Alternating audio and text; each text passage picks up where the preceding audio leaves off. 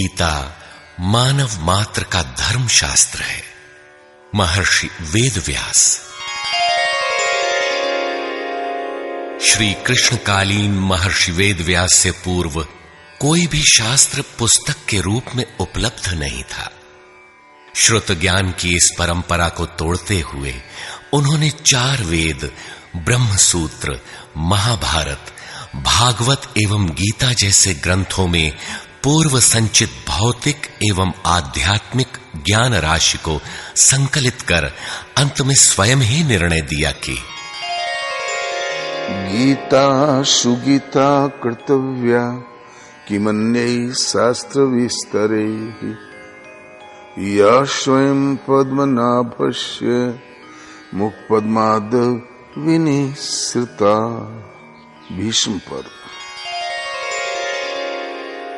गीता भली प्रकार मनन करके हृदय में धारण करने योग्य है, जो पद्मनाभ भगवान के श्रीमुख से निःसृत वाणी है। फिर अन्य शास्त्रों के संग्रह की क्या आवश्यकता।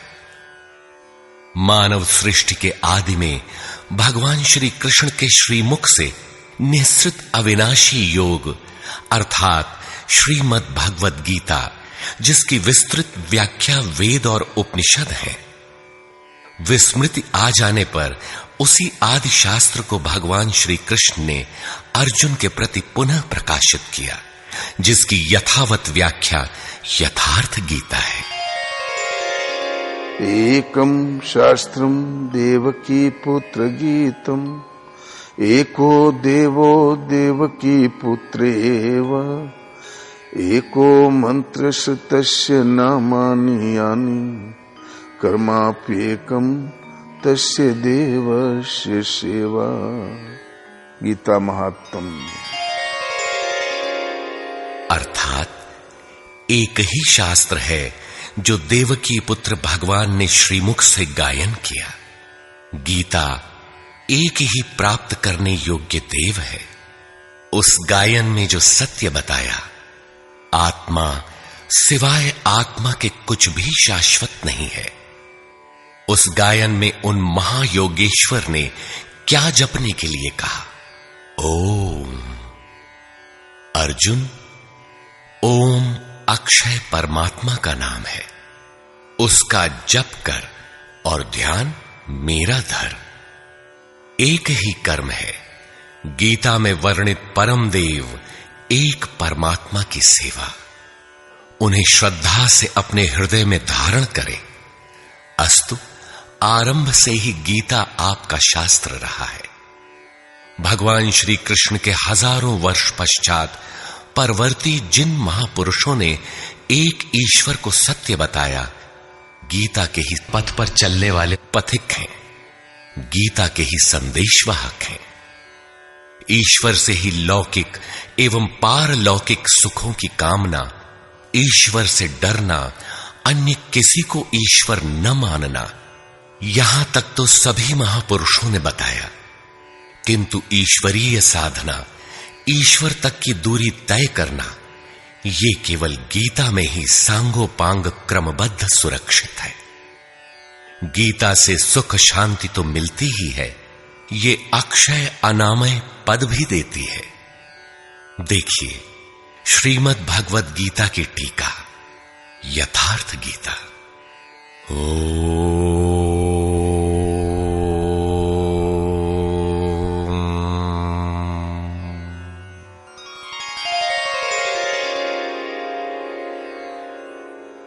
धर्म सिद्धांत 1। सभी प्रभु के पुत्र। ममैवांशो जीवलोके जीवभूतः सनातनः मनः षष्ठानि इन्द्रियाणि प्रकृतिस्थानि कर्षति।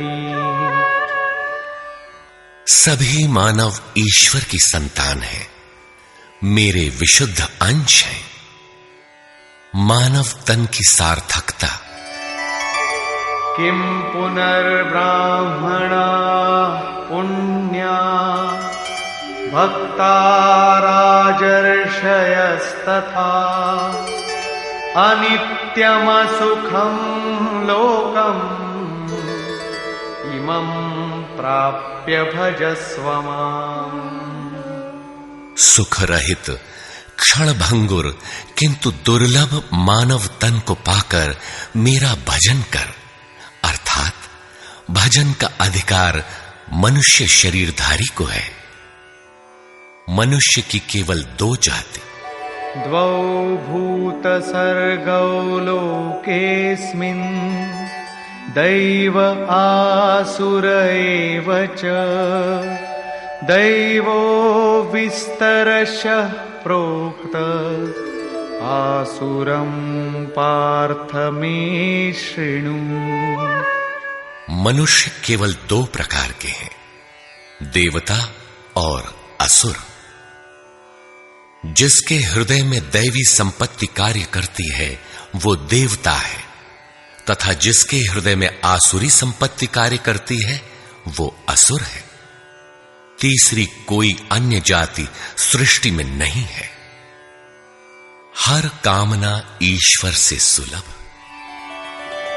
त्रैविद्या मां सोमपाः पूतपापाः यज्ञैरिष्ट्वा स्वर्गतिं प्रार्थयन्ते। ते पुण्यमासाद्य सुरेन्द्रलोकम् अश्नन्ति दिव्यान् दिवि देवभोगान्। मुझे भजकर लोग स्वर्ग तक की कामना करते हैं, मैं उन्हें देता हूं। अर्थात सब कुछ एक परमात्मा से सुलभ है। भगवान की शरण से पापों का नाश। अपि चेदसि पापेभ्यः सर्वेभ्यः पापकृत्तमः सर्वं ज्ञानप्लवेनैव वृजिनं सन्तरिष्यसि। संपूर्ण पापियों से अधिक पाप करने वाला भी ज्ञान रूपी नौका द्वारा निस्संदेह पार हो जाएगा। ज्ञान अध्यात्मज्ञाननित्यत्वं तत्त्वज्ञानार्थदर्शनम् एतज्ज्ञानमिति प्रोक्तम् अज्ञानं यदतोऽन्यथा। आत्मा के आधिपत्य में आचरण तत्व के अर्थ रूप मुझ परमात्मा का प्रत्यक्ष दर्शन ज्ञान है, और इसके अतिरिक्त जो कुछ भी है अज्ञान है। अतः ईश्वर की प्रत्यक्ष जानकारी ही ज्ञान है। भजन का अधिकार सबको। अपि चेत् सुदुराचारो भजते मामनन्यभाक् साधुरेव समन्तव्यः सम्यग् व्यवसितो हि सः। क्षिप्रं भवति धर्मात्मा शश्वच्छान्तिं निगच्छति कौन्तेय प्रतिजानीहि न मे भक्तः प्रणश्यति। अत्यंत दुराचारी भी मेरा भजन करके शीघ्र ही धर्मात्मा हो जाता है एवं सदा रहने वाली शाश्वत शांति को प्राप्त कर लेता है। अतः धर्मात्मा वो है जो एक परमात्मा के प्रति समर्पित है, और भजन करने का अधिकार दुराचारी तक को है। भगवत पथ में बीज का नाश नहीं। नेहाभिक्रमनाशोऽस्ति प्रत्यवायो न विद्यते स्वल्पमप्यस्य धर्मस्य त्रायते महतो भयात्। धर्म अर्थात आत्मदर्शन की क्रिया का स्वल्प आचरण भी जन्म मरण के महान भय से उद्धार करने वाला होता है। धर्म अपरिवर्तनशील है। ईश्वर का निवास। ईश्वरः सर्वभूतानां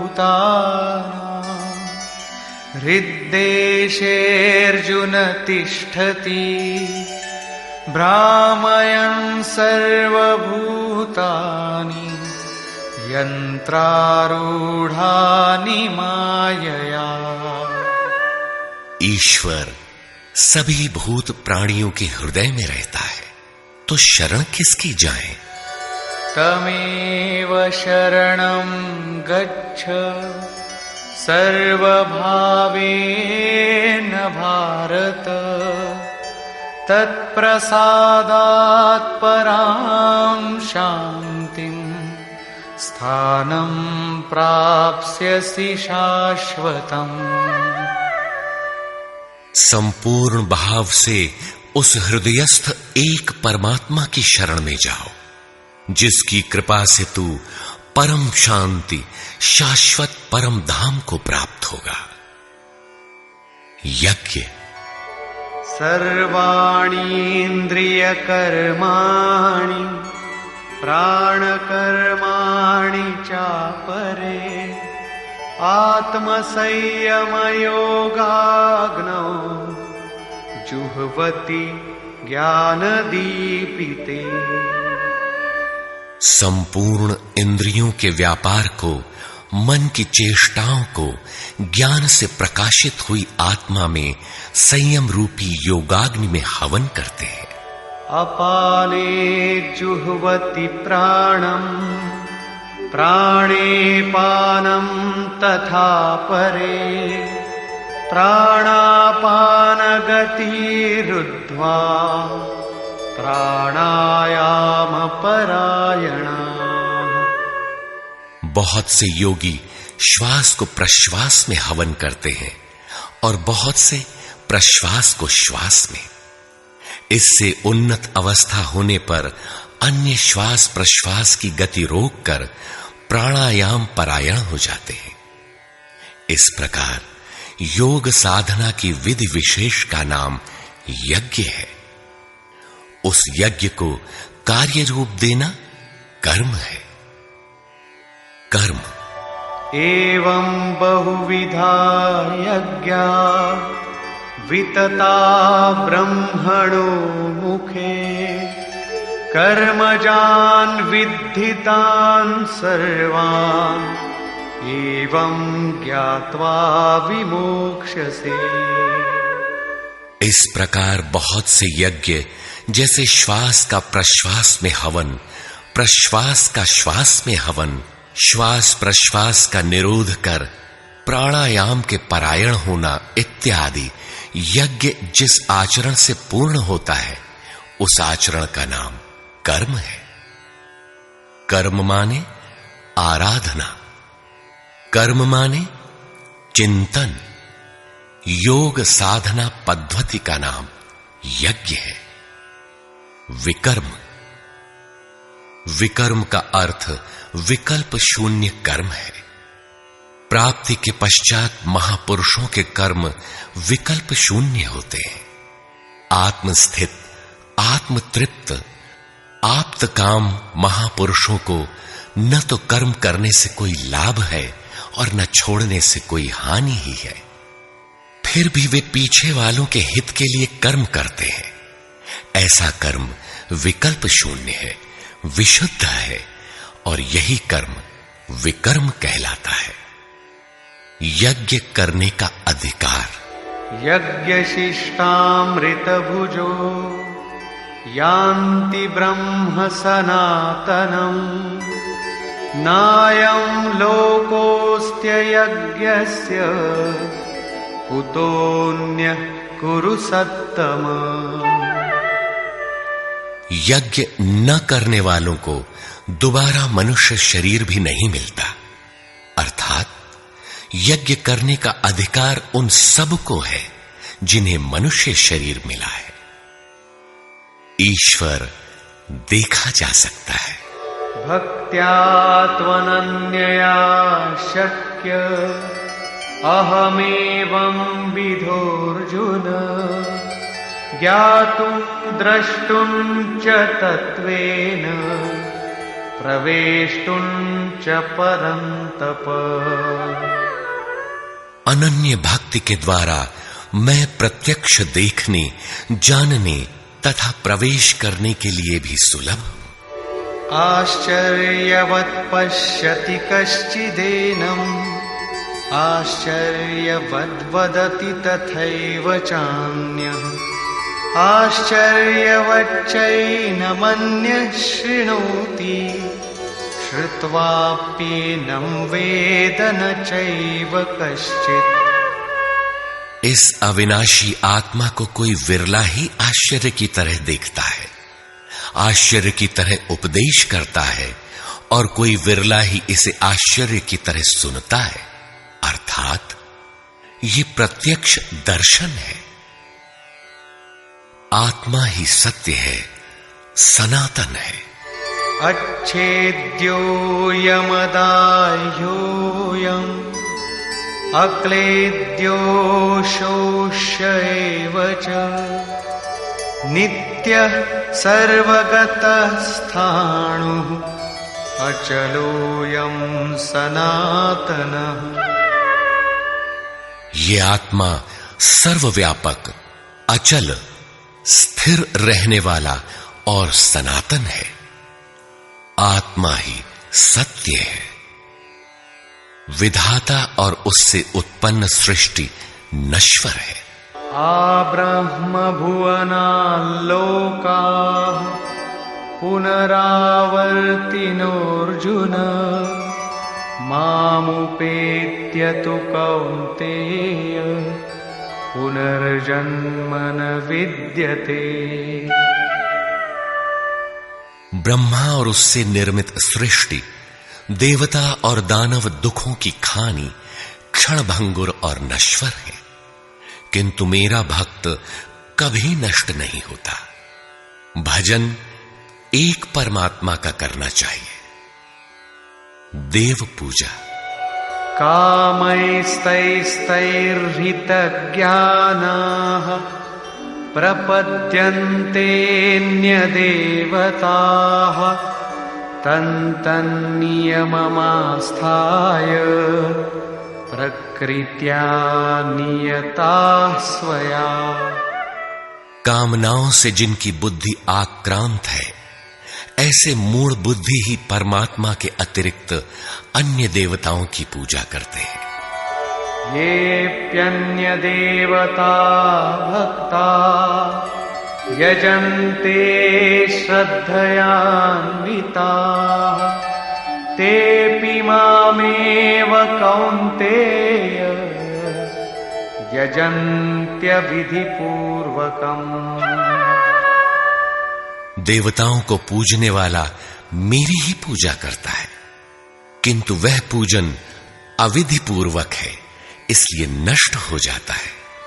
यजन्ते सात्विका देवान् यक्षरक्षांसि राजसाः, प्रेतान् भूतगणांश्चान्ये यजन्ते तामसा जनाः।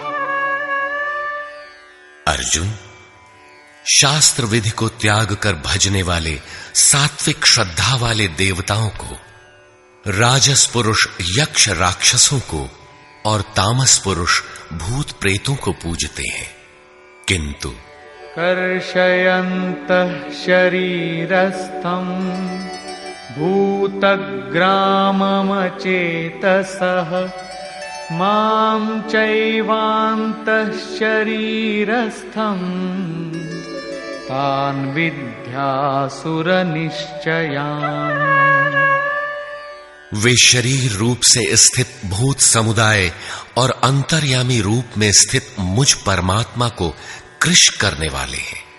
उनको तू असुर जान। अर्थात देवताओं को पूजने वाले भी आसुरी वृत्ति के अंतर्गत हैं। अधम।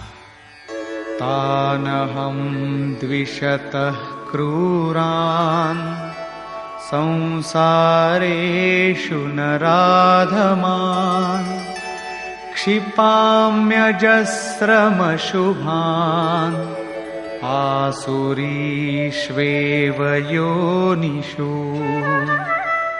जो यज्ञ की नियत विधि छोड़ कल्पित विधियों से यजन करते हैं, वे ही क्रूर कर्मी, पापाचारी तथा मनुष्यों में अधम है। अन्य कोई अधम नहीं है। नियत विधि क्या है? ओमित्येकाक्षरं ब्रह्म व्याहरन् मामनुस्मरन् यः प्रयाति त्यजन् देहं स याति परमां गतिम्। ओम, जो अक्षय ब्रह्म का परिचायक है, उसका जप तथा मुझ एक परमात्मा का स्मरण, तत्वदर्शी महापुरुष के संरक्षण में ध्यान। शास्त्र इति गुह्यतमं शास्त्रम् इदमुक्तं मया नघ एतद्बुद्ध्वा बुद्धिमान् स्यात् कृतकृत्यश्च भारत। इस प्रकार यह अति गोपनीय शास्त्र मेरे द्वारा कहा गया। इसे तत्व से जानकर मनुष्य पूर्ण ज्ञाता तथा कृतार्थ हो जाता है। अतः योगेश्वर श्री कृष्ण की यह वाणी स्वयं में पूर्ण शास्त्र है। तस्माच्छास्त्रं प्रमाणन्ते कार्याकार्यव्यवस्थितौ ज्ञात्वा शास्त्रविधानोक्तं कर्म कर्तुमिहार्हसि। कर्तव्य और अकर्तव्य के निर्धारण में शास्त्र ही प्रमाण है। अतः गीता में निर्धारित विधि से आचरण करें। धर्म सर्वधर्मान् परित्यज्य मामेकं शरणं व्रज अहं त्वा सर्वपापेभ्यो मोक्षयिष्यामि मा शुचः। धार्मिक उथल पुथल को छोड़ एकमात्र मेरी शरण हो जा, अर्थात एक भगवान के प्रति पूर्ण समर्पण ही धर्म का मूल है। उस प्रभु को पाने की नियत विधि का आचरण ही धर्माचरण है, और जो उसे करता है वो अत्यंत पापी भी शीघ्र धर्मात्मा हो जाता है। धर्म प्राप्त कहां से करें? ब्रह्मणो हि प्रतिष्ठाहम् अमृतस्याव्ययस्य च शाश्वतस्य च धर्मस्य सुखस्यैकान्तिकस्य च। उस अविनाशी ब्रह्म का, अमृत का, शाश्वत धर्म का और अखंड एक रस आनंद का मैं ही आश्रय हूं, अर्थात परमात्म स्थित सद्गुरु ही इन सब का आश्रय है। नोट: विश्व के सारे धर्मों की सत्य धारा एक ईश्वर गीता का ही प्रसारण है।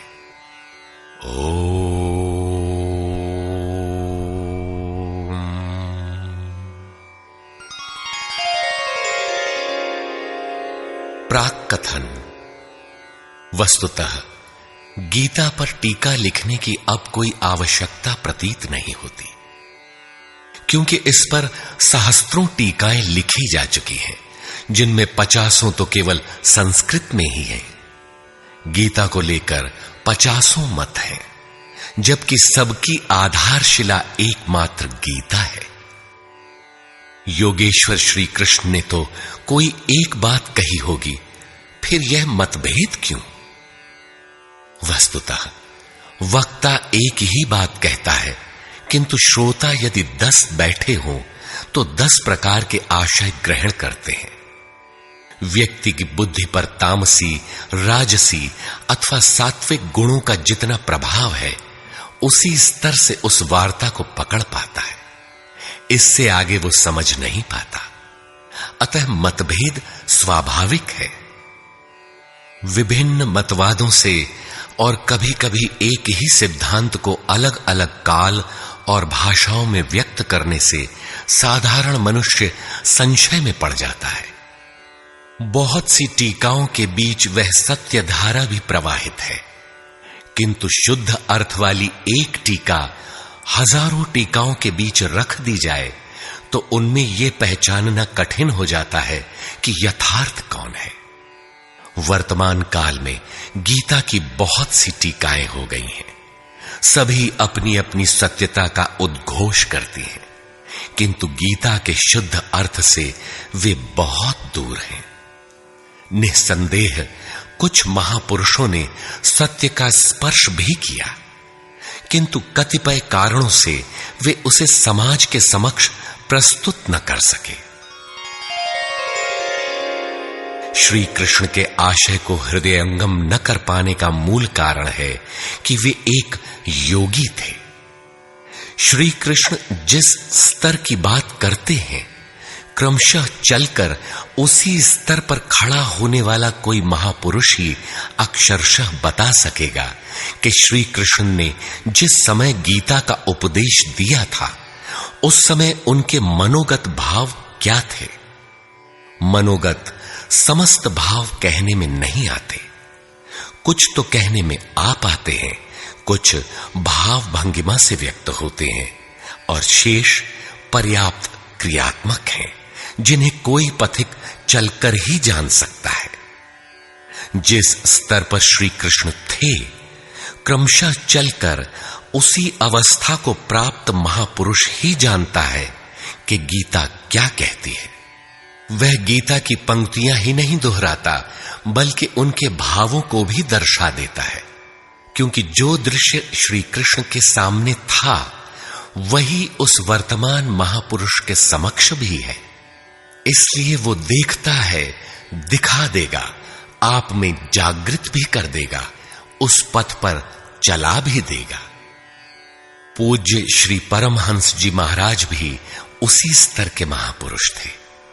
उनकी वाणी तथा अंतः प्रेरणा से मुझे गीता का जो अर्थ मिला, उसी का संकलन यथार्थ गीता है।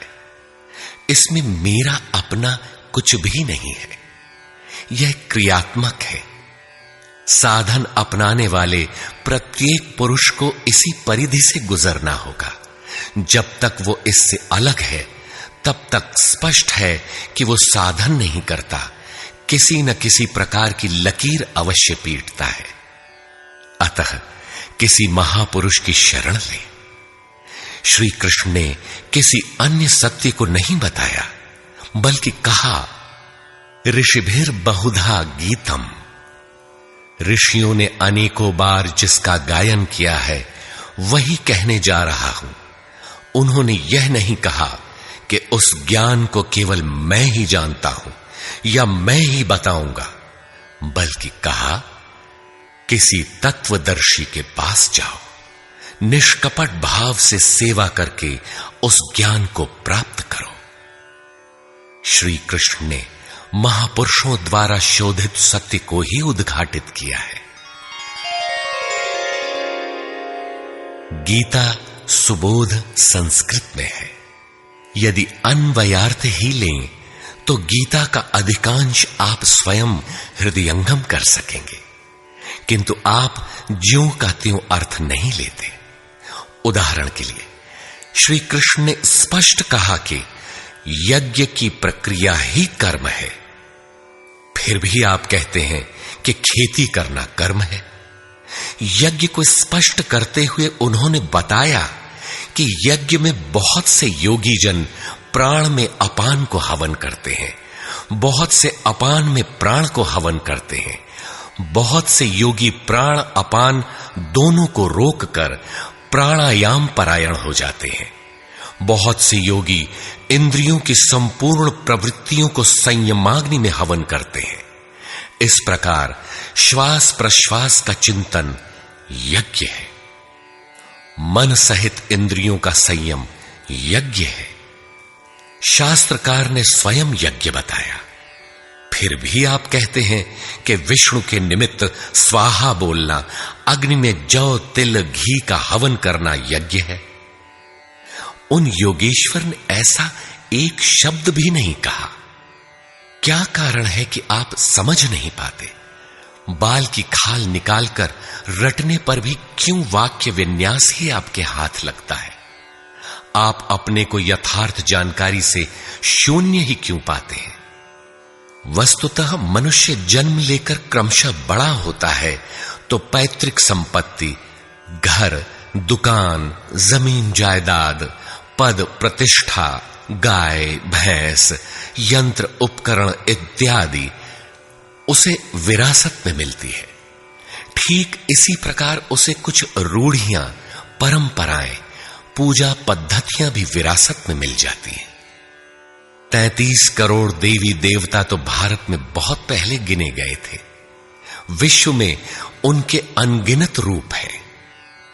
शिशु ज्यों-ज्यों बड़ा होता है, अपने माता पिता, भाई बहन, पास पड़ोस में इनकी पूजा देखता है। परिवार में प्रचलित पूजा पद्धतियों की अमिट छाप उसके मस्तिष्क पर पड़ जाती है। देवी की पूजा मिली तो जीवन भर देवी देवी रटता है। परिवार में भूत पूजा मिली तो भूत भूत रटता है। कोई शिव तो कोई कृष्ण तो कोई कुछ पकड़े ही रहता है, उन्हें वो छोड़ नहीं सकता। ऐसे भ्रांत पुरुष को गीता जैसा कल्याणकारी शास्त्र मिल भी जाए तो वो उसे नहीं समझ सकता। पैतृक संपदा को कदाचित वो छोड़ भी सकता है, किंतु इन रूढ़ियों और मजहबी पचड़ों को नहीं मिटा सकता। पैतृक संपत्ति को हटाकर आप हजारों मील दूर जा सकते हैं, किंतु दिल दिमाग में अंकित ये रूढ़िगत विचार वहां भी आपका पिंड नहीं छोड़ते। आप सिर काटकर अलग तो नहीं रख सकते, अतः आप यथार्थ शास्त्र को भी उन्हीं रूढ़ियों, रीति रिवाजों, मान्यताओं और पूजा पद्धतियों के अनुरूप ढाल कर देखना चाहते हैं।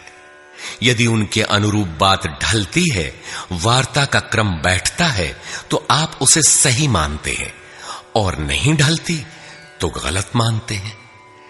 इसीलिए आप गीता का रहस्य नहीं देख पाते। गीता का रहस्य रहस्य ही बनकर रह जाता है। इसके वास्तविक पारखी संत अथवा सद्गुरु हैं। वही बता सकते हैं कि गीता क्या कहती है। सब नहीं जान सकते। सबके लिए सुलभ उपाय यही है कि इसे किसी महापुरुष के सानिध्य में समझें, जिसके लिए श्री कृष्ण ने बल दिया है। गीता किसी विशिष्ट व्यक्ति, जाति, वर्ग, पंथ, देश काल या किसी रूढ़िग्रस्त संप्रदाय का ग्रंथ नहीं है, बल्कि यह सार्वलौकिक, सार्वकालिक धर्म ग्रंथ है। यह प्रत्येक देश, प्रत्येक जाति तथा प्रत्येक स्तर के प्रत्येक स्त्री पुरुष के लिए, सबके लिए है। केवल दूसरों से सुनकर या किसी से प्रभावित होकर मनुष्य को ऐसा निर्णय नहीं लेना चाहिए जिसका प्रभाव सीधे उसके अपने अस्तित्व पर पड़ता हो। पूर्वाग्रह की भावना से मुक्त होकर सत्यान्वेषियों के लिए यह आर्ष ग्रंथ आलोक स्तंभ है। हिंदुओं का आग्रह है कि वेद ही प्रमाण है। वेद का अर्थ है ज्ञान, परमात्मा की जानकारी। परमात्मा न संस्कृत में है न संहिताओं में। पुस्तक तो उसका संकेत मात्र है। वह वस्तुतः हृदय में जागृत होता है। विश्वामित्र चिंतन कर रहे थे। उनकी भक्ति देखकर ब्रह्मा आए। बोले, आज से तुम ऋषि हो। विश्वामित्र को संतोष नहीं हुआ। चिंतन में लगे रहे। कुछ काल पश्चात देवताओं सहित ब्रह्मा पुनः आए और बोले, आज से तुम राजर्षि हो। किंतु विश्वामित्र का समाधान ना हुआ। वे अनवरत चिंतन में लगे रहे। ब्रह्मा दैवी संपदाओं के साथ पुनः आए और बताया कि आज से तुम महर्षि हुए। विश्वामित्र ने कहा, नहीं, मुझे जितेंद्रिय ब्रह्मर्षि कहें। ब्रह्मा ने कहा, अभी तुम जितेंद्रिय नहीं हो। विश्वामित्र पुनः तपस्या में लग गए। उनके मस्तिष्क से तपस्या की आभा निकलने लगी। तब देवताओं ने ब्रह्मा से निवेदन किया। ब्रह्मा उसी प्रकार विश्वामित्र से बोले, अब तुम ब्रह्मर्षि हो। विश्वामित्र ने कहा, यदि मैं ब्रह्मर्षि हूं तो वेद हमारा वरण करे। वेद विश्वामित्र के हृदय में उतर आया। जो तत्व विदित नहीं था, विदित हो गया। यही वेद है, न कि पोथी। जहां विश्वामित्र रहते थे, वहां वेद रहता था। यही श्री कृष्ण भी कहते हैं कि संसार अविनाशी पीपल का वृक्ष है। ऊपर परमात्मा जिसका मूल और नीचे प्रकृति पर्यंत शाखाएं हैं। जो इस प्रकृति का अंत करके परमात्मा को विदित कर लेता है, वह वेदवित है। अर्जुन, मैं भी वेदवित हूं। अतः प्रकृति के प्रसार और अंत के साथ परमात्मा की अनुभूति का नाम वेद है। यह अनुभूति ईश्वर प्रदत्त है। इसलिए वेद को अपौरुषेय कहा जाता है। महापुरुष अपौरुषेय होते हैं। उनके माध्यम से परमात्मा ही बोलता है। वे परमात्मा के संदेश प्रसारक अर्थात ट्रांसमीटर हो जाते हैं। केवल शब्द ज्ञान के आधार पर उनकी वाणी में निहित यथार्थ को परखा नहीं जा सकता। उन्हें वही जान पाता है जिसने क्रियात्मक पथ से चलकर इस अपौरुषेय स्थिति को पाया हो, जिसका पुरुष अर्थात अहं परमात्मा में विलीन हो चुका हो। वस्तुतः वेद अपौरुषेय है, किंतु बोलने वाले 100-150 महापुरुष ही थे। उन्हीं की वाणी का संकलन वेद कहलाता है। किंतु जब शास्त्र लिखने में आ जाता है तो सामाजिक व्यवस्था के नियम भी उसके साथ लिख दिए जाते हैं। महापुरुष के नाम पर जनता उनका भी पालन करने लगती है, यद्यपि धर्म से उनका दूर का भी संबंध नहीं रहता। आधुनिक युग में मंत्रियों के आगे पीछे घूमकर साधारण नेता भी अधिकारियों से अपना काम करा लेते हैं, जबकि मंत्री ऐसे नेताओं को जानते भी नहीं।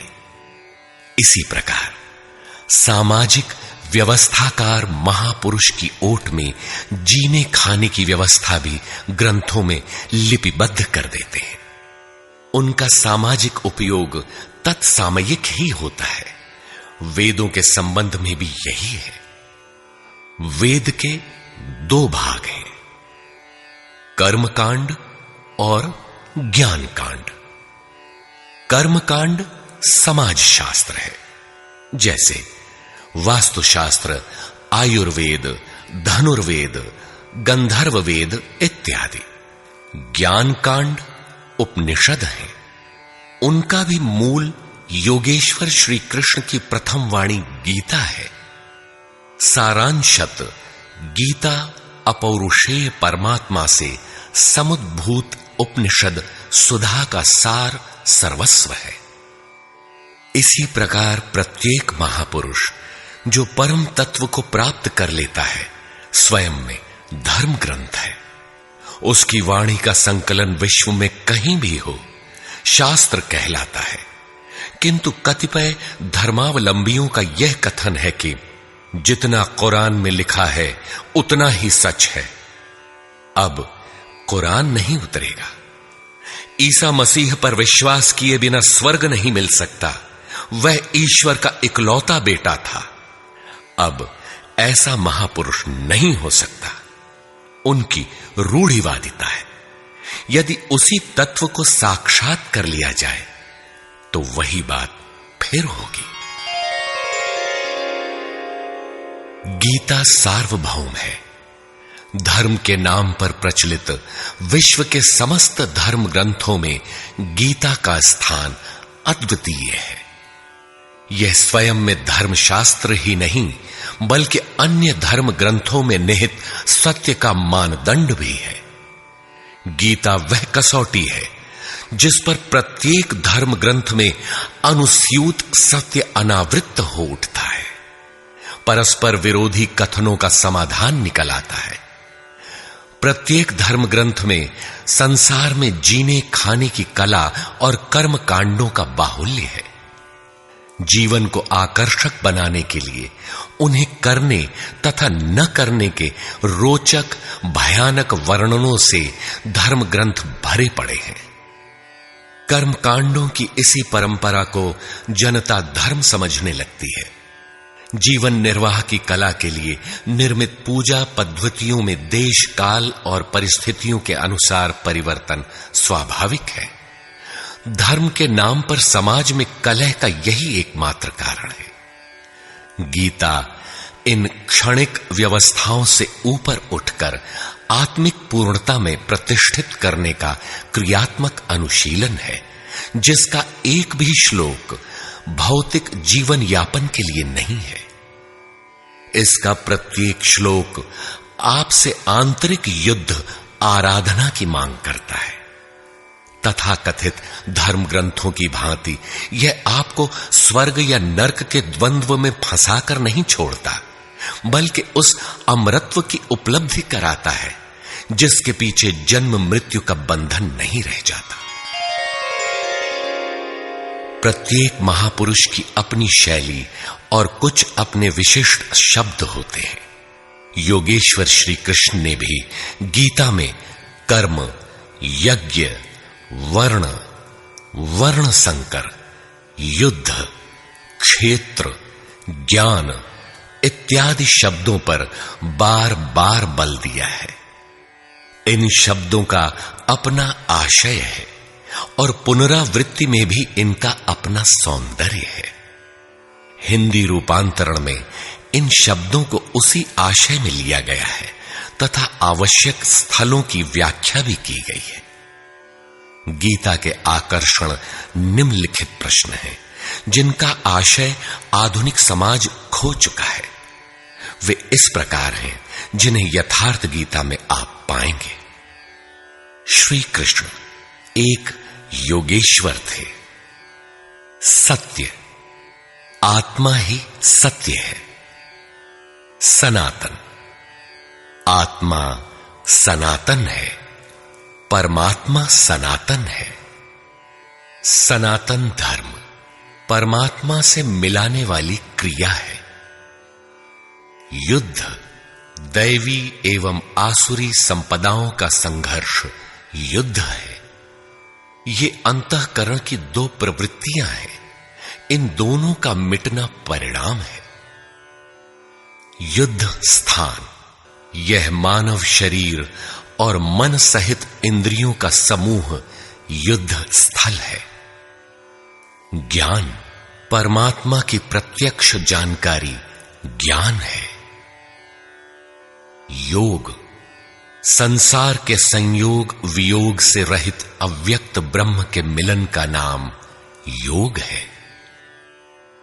ज्ञान योग आराधना ही कर्म है।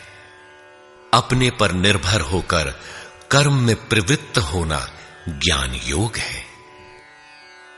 निष्काम कर्म योग इष्ट पर निर्भर होकर समर्पण के साथ कर्म में प्रवृत्त होना निष्काम कर्म योग है।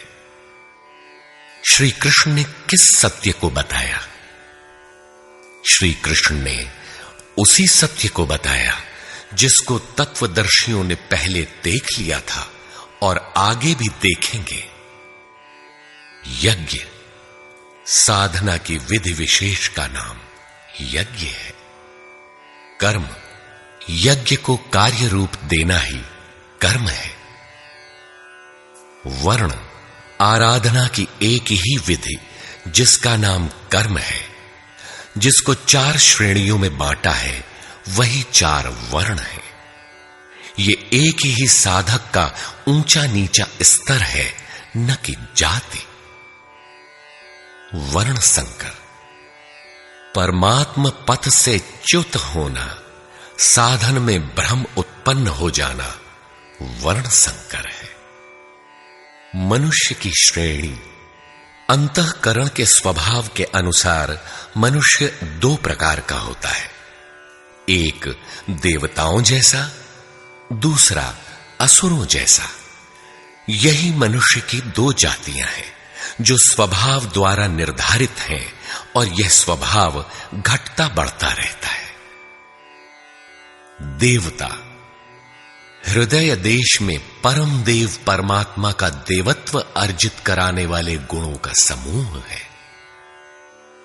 बाह्य देवताओं की पूजा कामनाओं से जिनकी बुद्धि आक्रांत है, ऐसे अविवेकी और मूढ़ बुद्धि की देन है।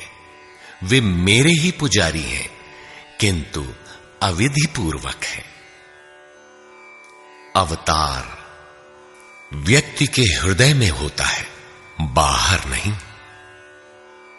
विराट दर्शन योगी के हृदय में ईश्वर के द्वारा दी गई अनुभूति है।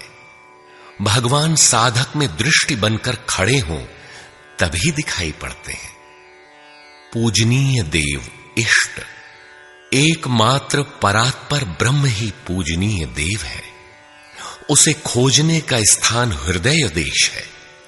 उसकी प्राप्ति का स्रोत उसी अव्यक्त स्वरूप में स्थित प्राप्ति वाले महापुरुष के द्वारा है। अब इनमें से योगेश्वर श्री कृष्ण का स्वरूप समझने के लिए अध्याय 3 तक आपको पढ़ना होगा, और अध्याय 13 तक आप स्पष्ट समझने लगेंगे कि श्री कृष्ण योगी थे। अध्याय 2 से ही सत्य निखर जाएगा। सनातन और सत्य एक दूसरे के पूरक हैं। ये अध्याय 2 से ही स्पष्ट होगा, वैसे पूर्ति पर्यंत चलेगा। युद्ध अध्याय 4 तक स्पष्ट होने लगेगा। 11 तक संशय निर्मूल हो जाएगा। वैसे अध्याय 16 तक देखना चाहिए। युद्ध स्थल के लिए अध्याय 13 बार बार देखें।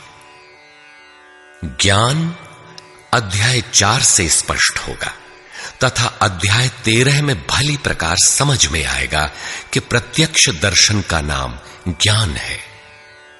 योग अध्याय 6 तक आप समझ सकेंगे। वैसे पूर्ति पर्यंत योग के विभिन्न अंशों की परिभाषा है। ज्ञान योग अध्याय 3 से 6 तक स्पष्ट हो जाएगा। आगे देखने की कोई विशेष आवश्यकता नहीं है। निष्काम कर्म योग अध्याय 2 से आरंभ होकर पूर्ति पर्यंत है। यज्ञ आप अध्याय 3 से 4 तक पढ़ें, स्पष्ट हो जाएगा। कर्म का नाम अध्याय 2/39 में प्रथम बार लिया गया है। इसी श्लोक से अध्याय 4 तक पढ़ लें तो स्पष्ट हो जाएगा कि कर्म का अर्थ आराधना भजन क्यों है। अध्याय 16 और 17 यह विचार स्थिर कर देता है कि यही सत्य है। वर्ण संकर अध्याय 3 में और अवतार अध्याय 4 में स्पष्ट हो जाएगा। वर्ण व्यवस्था के लिए अध्याय 18 देखना होगा। वैसे संकेत अध्याय 3 और 4 में भी है। मनुष्य की देवासुर जातियों के लिए अध्याय 16 द्रष्टव्य है।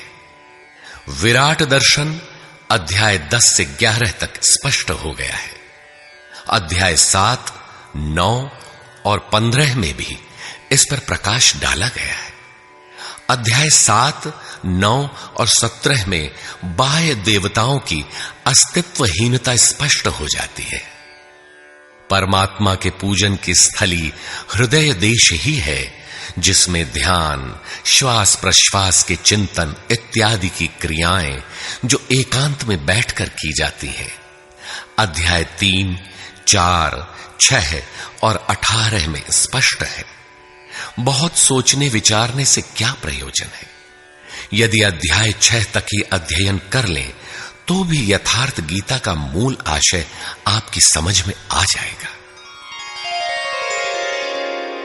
गीता जीविका संग्राम का साधन नहीं, अपितु जीवन संग्राम में शाश्वत विजय का क्रियात्मक प्रशिक्षण है।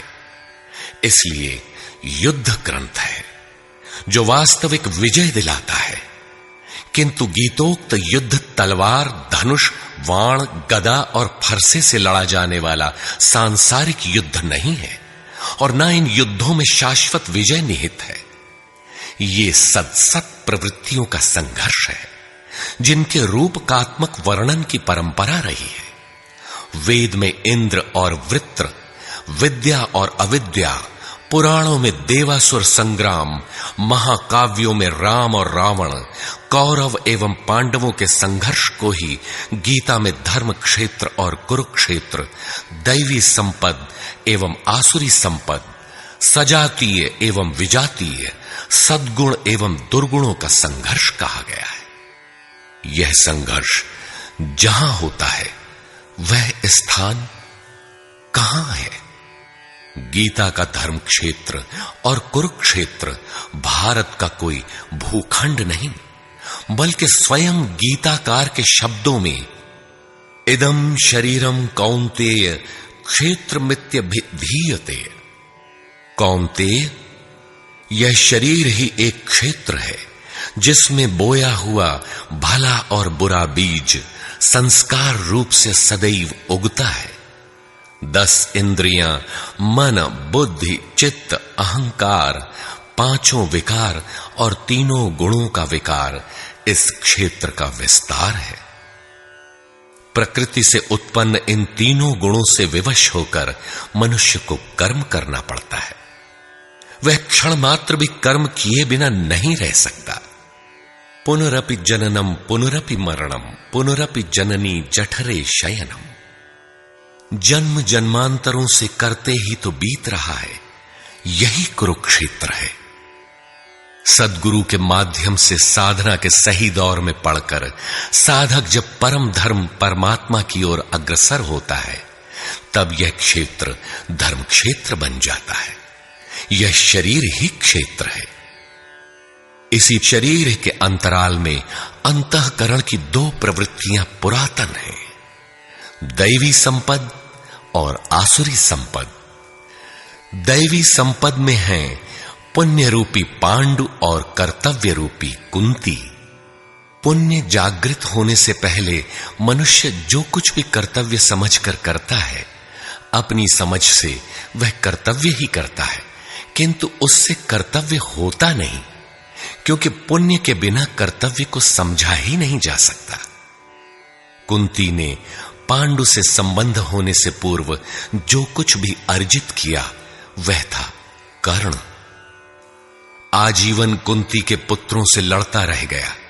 पांडवों का दुर्धर्ष शत्रु यदि कोई था तो वह था कर्ण। विजातीय कर्म ही कर्ण है, जो बंधनकारी है, जिससे परंपरागत रूढ़ियों का चित्रण होता है। पूजा पद्धतियां पिंड नहीं छोड़ती। पुण्य जागृत होने पर धर्म रूपी युधिष्ठिर, अनुराग रूपी अर्जुन, भाव रूपी भीम, नियम रूपी नकुल, सत्संग रूपी सहदेव, सात्विकता रूपी सात्यकी, काया में सामर्थ्य रूपी काशीराज, कर्तव्य के द्वारा भव पर विजय कुंती भोज इत्यादि इष्टोन्मुखी मानसिक प्रवृत्तियों का उत्कर्ष होता है, जिनकी गणना 7 अक्षौहिणी है। अक्ष दृष्टि को कहते हैं।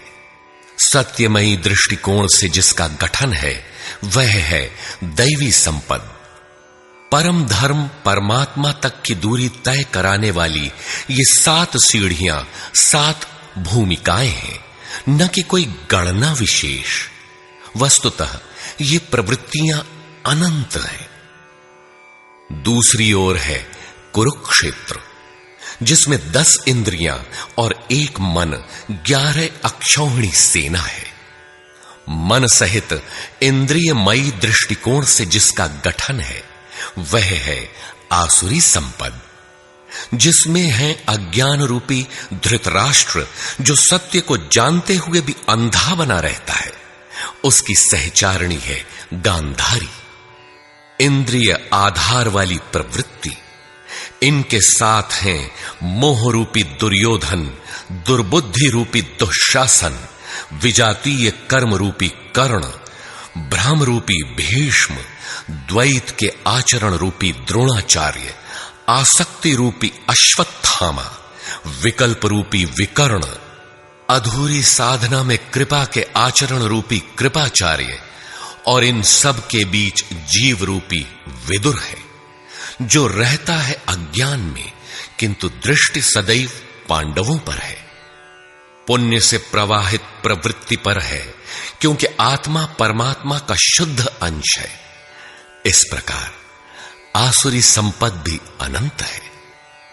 क्षेत्र एक ही है, यह शरीर, इसमें लड़ने वाली प्रवृत्तियां 2 हैं।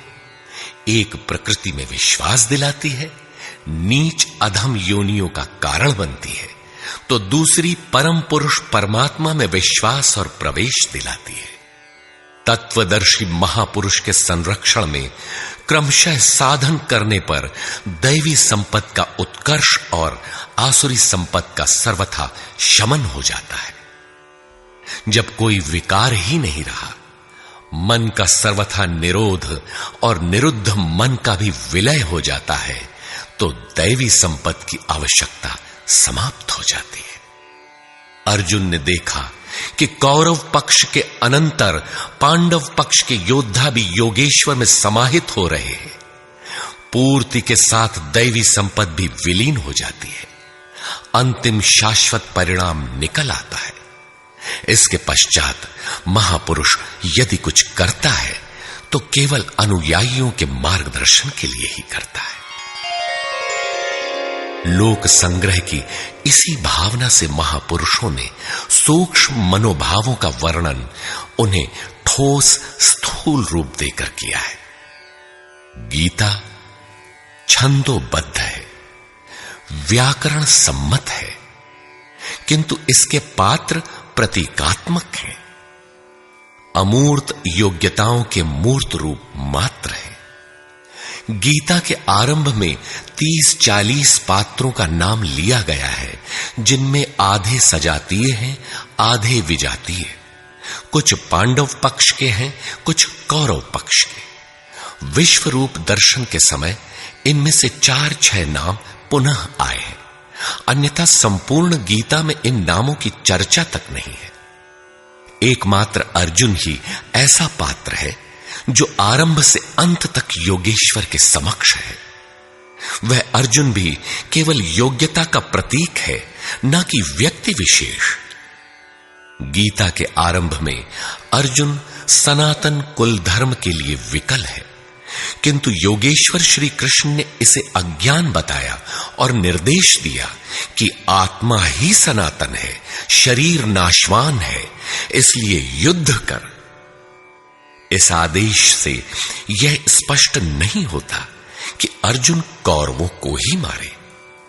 पांडव पक्ष के भी शरीरधारी ही तो थे, दोनों ओर संबंधी ही तो थे। संस्कारों पर आधारित शरीर क्या तलवार से काटने पर समाप्त हो सकेगा? जब शरीर नाशवान है, जिसका अस्तित्व है ही नहीं, तो अर्जुन कौन था? श्री कृष्ण किसकी रक्षा में खड़े थे? क्या किसी शरीरधारी की रक्षा में खड़े थे? श्री कृष्ण ने कहा, जो शरीर के लिए परिश्रम करता है वह पापायु मूढ़ बुद्धि पुरुष व्यर्थ ही जीता है। यदि श्री कृष्ण किसी शरीरधारी की रक्षा में खड़े हैं, तब तो वे भी मूढ़ बुद्धि हैं, व्यर्थ ही जीने वाले हैं। वस्तुतः अनुराग ही अर्जुन है, अनुरागी के लिए महापुरुष सदैव खड़े हैं। अर्जुन शिष्य था और श्री कृष्ण एक सद्गुरु थे। विनयावनत होकर उसने कहा, धर्म के मार्ग में मोहित चित्त मैं आपसे पूछता हूं, जो श्रेय अर्थात परम कल्याणकारी हो वह उपदेश मेरे प्रति कहिए। अर्जुन श्रेय चाहता था, प्रेय अर्थात भौतिक पदार्थ नहीं। केवल कहिए ही नहीं, साधिए, संभालिए। मैं आपका शिष्य हूं, आपकी शरण में हूं। इसी प्रकार गीता में स्थान स्थान पर स्पष्ट है कि अर्जुन आर्त अधिकारी है और योगेश्वर श्री कृष्ण एक सद्गुरु हैं। वे सद्गुरु अनुरागी के साथ सदैव रहते हैं, उनका मार्गदर्शन करते हैं। जब भावुकतावश कोई व्यक्ति पूज्य महाराज जी के पास रहने का आग्रह करने लगता है, तब वे कहा करते थे, जाओ, शरीर से कहीं रहो, मन से मेरे पास आते रहो।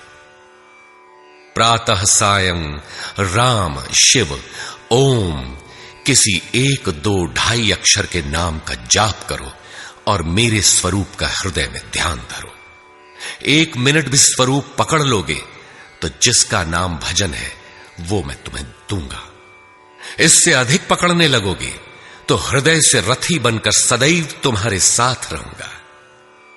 जब सुरत पकड़ में आ जाती है तो इसके बाद महापुरुष इतना ही पास में रहते हैं जितना हाथ, पांव, नाक, कान इत्यादि आपके पास है। आप हजारों किलोमीटर दूर क्यों ना हो, वह सदैव समीप है। मन में विचारों के उठने से भी पहले वे मार्गदर्शन करने लग जाते हैं। अनुरागी के हृदय में वह महापुरुष सदैव आत्मा से अभिन्न होकर जागृत रहते हैं। अर्जुन अनुराग का प्रतीक है। गीता के 11वें अध्याय में योगेश्वर श्री कृष्ण का ऐश्वर्य देखने पर अर्जुन अपनी क्षुद्र त्रुटियों के लिए क्षमा याचना करने लगा। श्री कृष्ण ने क्षमा किया और याचना के अनुरूप सौम्य स्वरूप में आकर कहा, अर्जुन, मेरे स्वरूप को न पहले किसी ने देखा है और न भविष्य में कोई देख सकेगा। तब तो गीता हम लोगों के लिए व्यर्थ है, क्योंकि उस दर्शन की योग्यताएं अर्जुन तक सीमित रह गईं।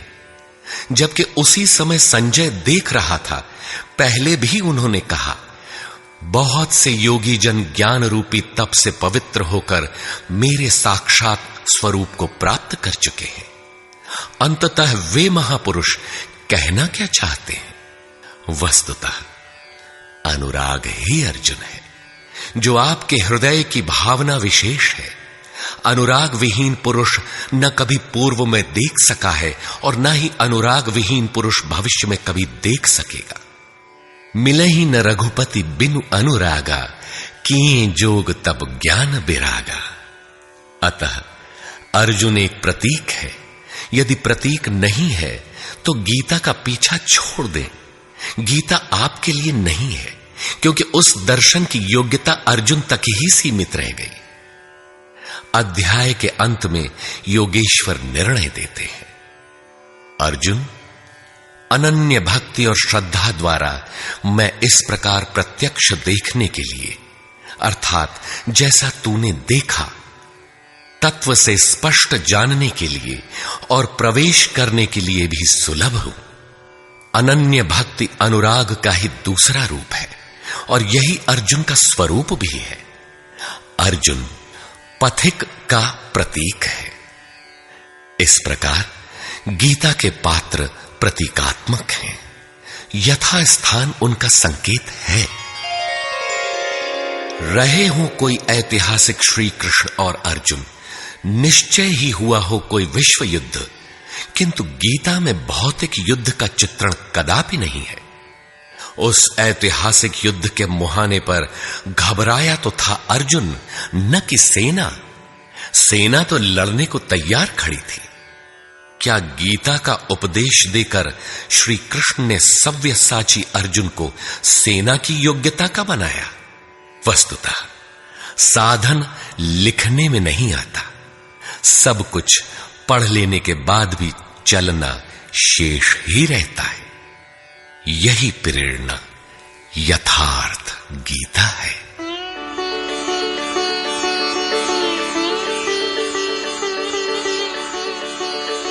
सद्गुरु कृपाश्रयी जगत बंधु स्वामी अड़गड़ानंद जी। श्री गुरु पूर्णिमा 24 जुलाई 1983 ईस्वी।